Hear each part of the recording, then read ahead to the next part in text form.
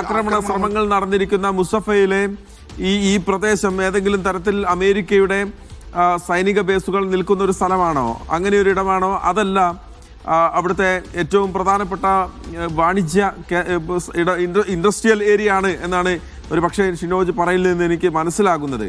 അങ്ങനെയെങ്കിൽ ഒരു പക്ഷേ ഇറാൻ കുറെ കൂടി വ്യക്തമായ ഒരു കൃത്യമായ ഒരു ഫോക്കസ് അവർക്കുണ്ട്. ഗൾഫ് രാജ്യങ്ങളെ, ഇത്തരത്തിലുള്ള കേന്ദ്രങ്ങളെ പ്രതിരോധത്തിലാക്കി അതുവഴി അമേരിക്കയ്ക്കും ഇസ്രായേലിനും ഗൾഫ് രാജ്യങ്ങൾ വഴിയുള്ള സമ്മർദ്ദം ശക്തമാക്കുക എന്നുള്ള തന്ത്രത്തിലേക്ക് ഒരു പക്ഷേ ഇറാൻ വഴിമാറിയിട്ടുണ്ടാകുമെന്ന് നമ്മൾ അനുമാനിക്കേണ്ടി വരും. മഹേഷ്, അത് തന്നെയാണ് ഒരു പോയിന്റ് ഉള്ളത്. കാരണം ഇതോടൊപ്പം ചേർത്ത് പറയേണ്ടത് ഒന്നാണ്, കഴിഞ്ഞ രാത്രിയിലെ ആക്രമണത്തിൽ ആമസോണിന്റെ വെബ് സർവീസ് കേന്ദ്രത്തിന്റെ ഡാറ്റാ സെന്ററിന് നാശനഷ്ടങ്ങൾ ഉണ്ടായിട്ടുണ്ട്.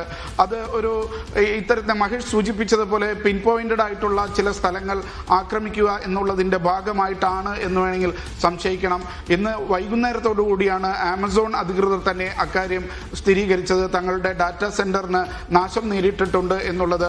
ഈ ഡാറ്റാ സെന്റർ എന്ന് പറയുന്നത് മറ്റ് സേവനങ്ങൾക്ക് കൂടി സഹായം നൽകുന്നതാണ്. മറ്റ് ആപ്പുകൾക്കും അതേപോലെ തന്നെ വെബ്സൈറ്റുകൾക്കും അവരുടെ ഡാറ്റ സേവനങ്ങൾ നൽകുന്ന ഒരു സംവിധാനമാണ്. അതുകൊണ്ട് തന്നെ ഇപ്പോഴും പല ബാങ്കുകളുടെയും ആപ്പുകൾ കൃത്യമായി പ്രവർത്തിക്കുന്നില്ല. പല വാണിജ്യ അടിസ്ഥാനത്തിനുള്ള സ്റ്റോക്ക് എടുക്കുന്നതും അതേപോലെ തന്നെ സ്റ്റോക്ക് ചെയ്യുന്നതും സ്റ്റോക്ക് എക്സ്ചേഞ്ചുമായി ബന്ധപ്പെട്ടതുമായൊക്കെയുള്ള ആപ്പുകളെയൊക്കെ ഈ ആക്രമണം ബാധിച്ചിട്ടുണ്ട്. അത് സാധാരണ നിലയിലേക്ക് കൊണ്ടുവരുന്നതിന് ഒരു ദിവസമെങ്കിലും എടുക്കും എന്നാണ് ഇപ്പോൾ AWS അറിയിച്ചിട്ടുള്ളത്. അത്തരത്തിൽ ചില സ്ട്രാറ്റജിക് പോയിന്റുകളിലേക്ക് ആക്രമണം കൊണ്ടുവരുന്നുണ്ട് എന്നുള്ളത് ശ്രദ്ധിക്കേണ്ടതാണ്. അതേപോലെ തന്നെ മുസഫയുടെ കാര്യം നേരത്തെ സൂചിപ്പിച്ചു.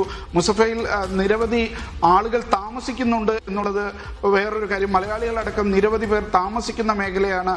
അതോടൊപ്പം അതിനു ചുറ്റും വലിയൊരു വാണിജ്യ മേഖലയാണ്. ഇതിപ്പോൾ ഏറ്റവും അവസാനത്തെ ആക്രമണം നടന്നിട്ടുള്ളത് ഒരു ഫ്യൂവൽ ടാങ്ക് ടെർമിനലിന് നേരെയാണ്.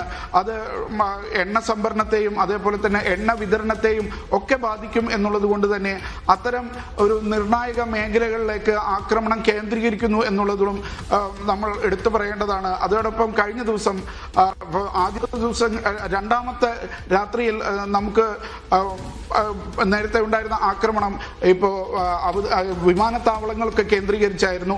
അതോടൊപ്പം കഴിഞ്ഞ ദിവസം സ്ഥിരീകരിച്ചത് ഇത്തിഹാദ് ടവർ എന്ന് പറയപ്പെടുന്ന വളരെ നിർണായകമായ 5 ഗോപുരങ്ങളുള്ള ഒരു ടവറിന് നേരെയും ആക്രമണം ഉണ്ടായി. അവിടെ ഒരു അമ്മയ്ക്കും കുഞ്ഞിനുമാണ് പരിക്കേറ്റത്. ചില നയതന്ത്ര കാര്യാലയങ്ങൾ കൂടി പ്രവർത്തിക്കുന്ന ഒരു മേഖലയാണത്. അതുകൊണ്ട് ചില സ്ഥലങ്ങൾ പിൻ പോയിന്റ് ചെയ്ത് ആക്രമണം അഴിച്ചുവിടാൻ ഇറാൻ ശ്രമിക്കുന്നുണ്ട് എന്നുകൂടി ഇപ്പോൾ മനസ്സിലാക്കേണ്ടതുണ്ട്. മഹേഷ്. ഷിനോജ് ഷംസുദ്ദീനാണ് വിവരങ്ങൾ നൽകിക്കൊണ്ടിരിക്കുന്നത്. കൃത്യമായ ഒരുപക്ഷെ പദ്ധതിയുടെ ഭാഗമായി തന്നെയാണ് ഇറാൻ അവരുടെ ആക്രമണത്തിന്റെ രീതി മാറ്റിയിരിക്കുന്നത്. കുറെ കൂടി അവിടുത്തെ വ്യവസായ കേന്ദ്രങ്ങളിലെ സ്ഥാപനങ്ങളെ ലക്ഷ്യമിട്ടുള്ള ആക്രമണം നടത്തുന്നു. കഴിഞ്ഞ ദിവസങ്ങളിൽ അവിടെ എയർപോർട്ടുകളിൽ ഭീതി സൃഷ്ടിക്കുന്ന തരത്തിലുള്ള ആക്രമണമായിരുന്നു ഉണ്ടായിരുന്നതെങ്കിൽ അമേരിക്കയുടെ സൈനിക ബേസുകളാണ് ഞങ്ങളുടെ ലക്ഷ്യമെന്ന് പറയുമ്പോഴും ഗൾഫ് രാജ്യങ്ങളിലെ സാധാരണ മനുഷ്യരുടെ ജീവന് വലിയ തോതിൽ അപായമുണ്ടാകുന്ന തരത്തിൽ വലിയ ഭയപ്പെടുത്തുന്ന രീതിയിൽ ഇറാന്റെ ആക്രമണം തുടർന്നിരുന്നു. ഇന്നത് വ്യവസായ മേഖലകളിലേക്ക് കൂടി കടക്കുകയാണ്, എനർജി മേഖലകളിലേക്ക് കൂടി കടക്കുകയാണ്, ഊർജ്ജ കേന്ദ്രങ്ങളെ ലക്ഷ്യമിട്ടുള്ള തരത്തിലേക്ക് ഇറാന്റെ ആക്രമണം പോകുന്നു എന്നുള്ളതാണ്. ഒരു പക്ഷേ ഇറാൻ ലക്ഷ്യമിടുന്നത് അമേരിക്കയ്ക്കും ഇസ്രായേലിനും വലിയ സമ്മർദ്ദം ഉണ്ടാക്കാൻ സാധിക്കുക ഒരു പക്ഷേ ഗൾഫ് രാജ്യങ്ങളാകും. അതുകൊണ്ട് അവിടെ ആക്രമിക്കുക, അവിടുത്തെ തന്ത്രപ്രധാന മേഖലകളെ ആക്രമിക്കുക വഴി ആ ഗൾഫ് രാജ്യങ്ങളുടെ സമ്മർദ്ദത്തിൽ ഇസ്രായേലും അമേരിക്കയും വീഴും എന്നാകാം ഒരു പക്ഷേ ഇറാന്റെ കണക്ക് കൂട്ടി.